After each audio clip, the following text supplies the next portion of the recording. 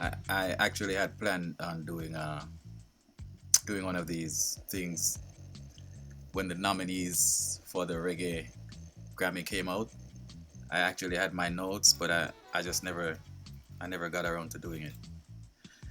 So now the award has been given, and Soja Soja has won the Reggae Grammy, and yes, everyone has seen that it's kicked off a whole firestorm about whether a white band from America should have won the award. A lot of Jamaicans are all torn up about this, making all kinds of comments. We hear the whole thing about robbery, uh, cultural appropriation, and all that stuff. For some persons, this is apparently the worst thing that could have happened, and I don't know why. And it's not just people in Jamaica. I even saw a BET post on Facebook where people were saying all kinds of stuff, along the same lines of about people stealing culture and all that.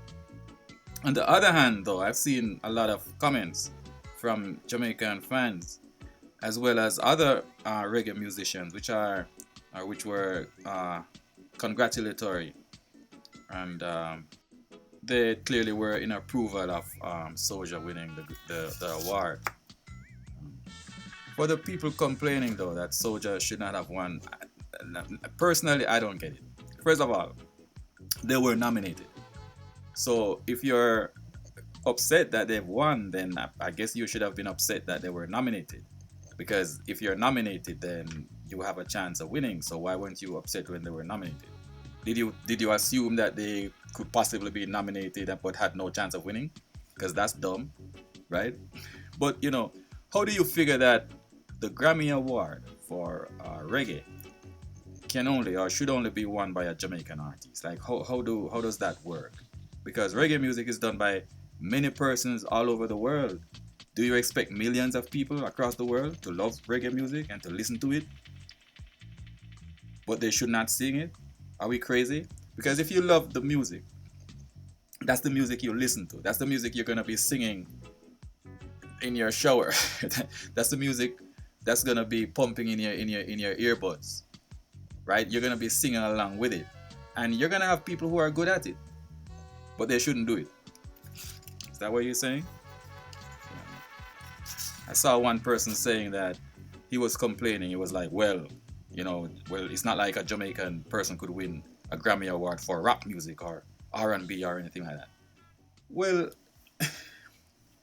it's unlikely because we don't really do that kind of music, and the one or two persons who might do, they really don't do it well.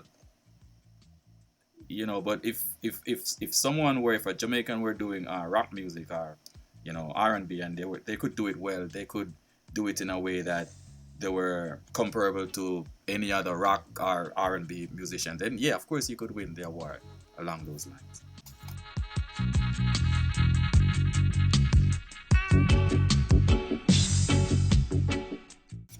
You see, this is the thing with the foreign reggae groups. They actually do it well. Soja's album is very good. As I said, I listened to the nominees and I like their album. It was very good. I like that kind of music. It's very deep. It's rootsy. And there are actually other white reggae groups in America that have a similar output. Groups like Revolution, artists like Stick Figure. I'm not sure if Stick Figure is an solo artist or a group, but they make some really nice rootsy reggae music. They do. The type we don't do in Jamaica anymore. You want to hear the type of music that they do? You want to hear Jamaicans doing that music? You got to go back to the 70s, the 80s. We don't do that anymore. So, but you're saying people steal your culture. They haven't stolen it. You're giving it away, or you're throwing it away.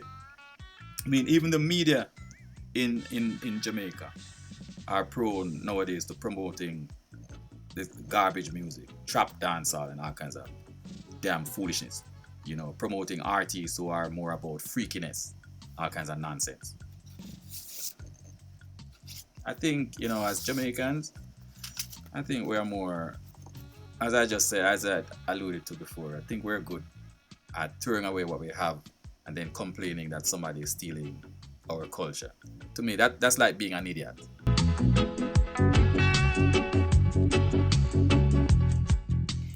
You know, when the nominees came out in December, I listened to all the albums.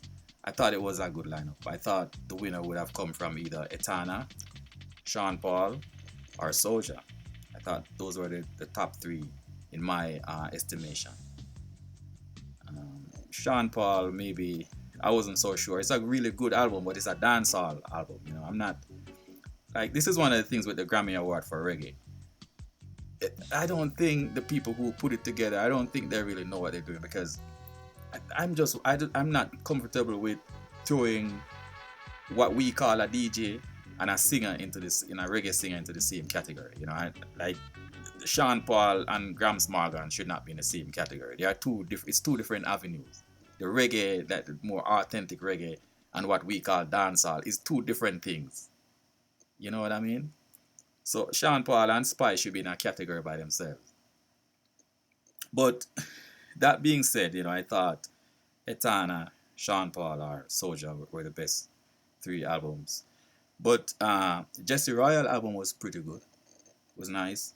And Graham's album was good also. Graham's album was kind of different. To me, it kind of had a ska feel to it, and some songs had a kind of a country and western vibe to them. So I didn't think it would have won because it was a bit different. But if you like Grams, it's a good album, right? And then the other album was Spice, which I didn't think Spice album belonged here. It was the only, I mean, her album, I don't like the mix of her album. I don't think it makes sense. You have an album where, you know, you try to, you go from one extreme to the other. You know, on the one hand you have a conscious positive song, on the other hand you have a song which all about slackness and all. I just don't think that kind of thing makes sense. But you know, look, if you're gonna complain that a non-Jamaican shouldn't win the Reggae Grammy Award, then really look at how many things we'd have to stop doing in order for us not to be seen as hypocrites. You'd have to tell artists if they're complaining, but you'd have to tell your favorite artists, look, stop touring other countries. Don't go to other countries, or stay in Jamaica, right? And you'd have to spread the message to all people across the world to stop listening to reggae music. Because, hey, you shouldn't do it, so don't listen to it. And certainly don't buy it if you do. Don't buy it. You know, this is what you call narrow-mindedness. Anyway, this is Ziggy Roots Revolution. Peace.